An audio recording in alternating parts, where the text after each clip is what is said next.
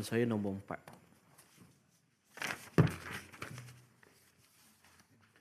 Salam sejahtera, salam Malaysia Madani, Tuan Ketua, ahli-ahli yang berhormat.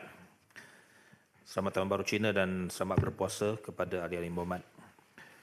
Tuan Ketua, untuk maklumat ahli yang berhormat, kerajaan sememangnya tidak berkompromi terhadap kontraktor projek pengangkutan awam yang gagal mematuhi tempoh pelaksanaan sehingga menjejaskan kepentingan rakyat. Kerajaan tidak akan menerima sebarang hasil kerja yang berada di bawah spesifikasi ataupun standard yang ditetapkan untuk projek transit aliran ringan laluan Shah Alam LRT 3. Tindakan konkret yang telah dan akan diambil oleh kementerian untuk memastikan kontraktor bertanggungjawab sepenuhnya atas kelewatan projek LRT 3 laluan Shah Alam adalah seperti berikut. Pertama, penguatkuasaan kontrak. Kementerian melalui pihak pelaksana projek iaitu Prasarana Malaysia Berhad telah memastikan semua kewajipan obligasi kontraktor dipatuhi mengikut syarat kontrak. Notis kelewatan telah dikeluarkan dan tindakan remedi telah dan sedang dijalankan bagi memastikan kerja-kerja diselesaikan mengikut jadual. Yang kedua, ganti rugi kelewatan. Langkah ini adalah berdasarkan peruntukan kontrak bagi memastikan kontraktor menanggung sepenuhnya implikasi kelewatan dan tidak membebankan kerajaan atau rakyat. Nilai LED harian yang dikenakan ke atas kontraktor utama bagi projek LRT 3 adalah sebanyak 2.7 juta ringgit sehari bagi setiap hari kelewatan ataupun 0.024% dari jumlah kontrak. Ini adalah untuk memastikan bahawa pihak kontraktor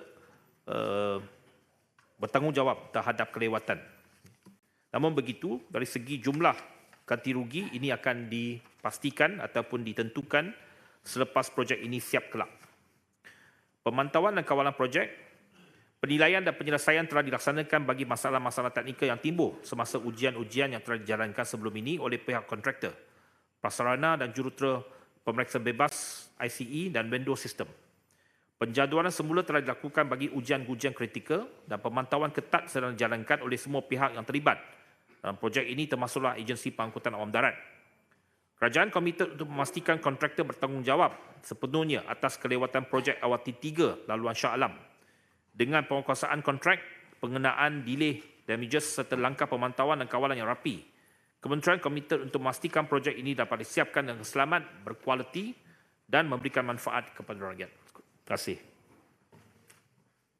Terima kasih Datuk Yang di-Pertua. Terima kasih Menteri atas jawapan sebentar tadi.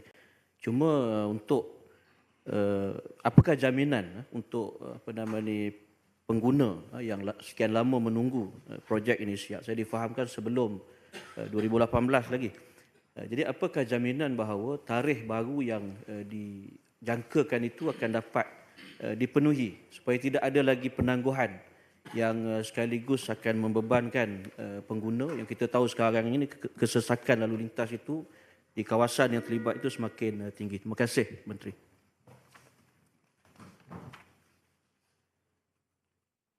Betul, yang pertamanya bukan 2018. 2018 masih dalam fasa pembinaan.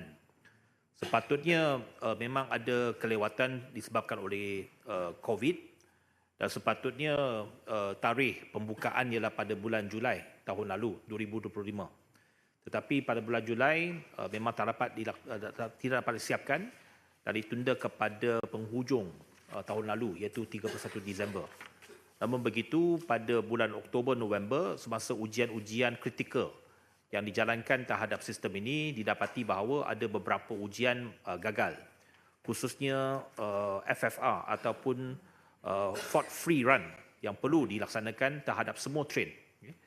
Pada ketika ini, memang 2 batch train ataupun 14 daripada 22 train telah pun selesai menjalani FFR.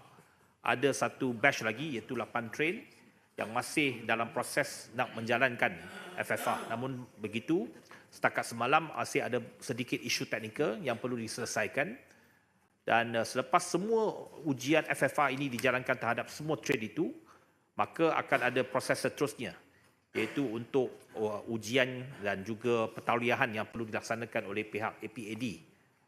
Dan ini semuanya dijangka akan disiapkan dalam masa sebulan atau hingga 2 bulan akan datang. Jadi jadual asal kita ataupun jadual baru yang diletakkan sebagai sasaran ialah pada bulan Jun. Namun begitu, semua pihak termasuk pihak Kementerian Pangkutan, Prasarana dan juga pihak kontraktor cuba menyiapkan projek ini ataupun semua ujian yang diperlukan dalam kaedah segera supaya ia dapat dibuka dengan lebih awal daripada bulan Jun. Terima kasih. Soalan tambahan. Dr. Muhammad Atta, dua wanita nak bertanya, yang mana satu kamu pilih?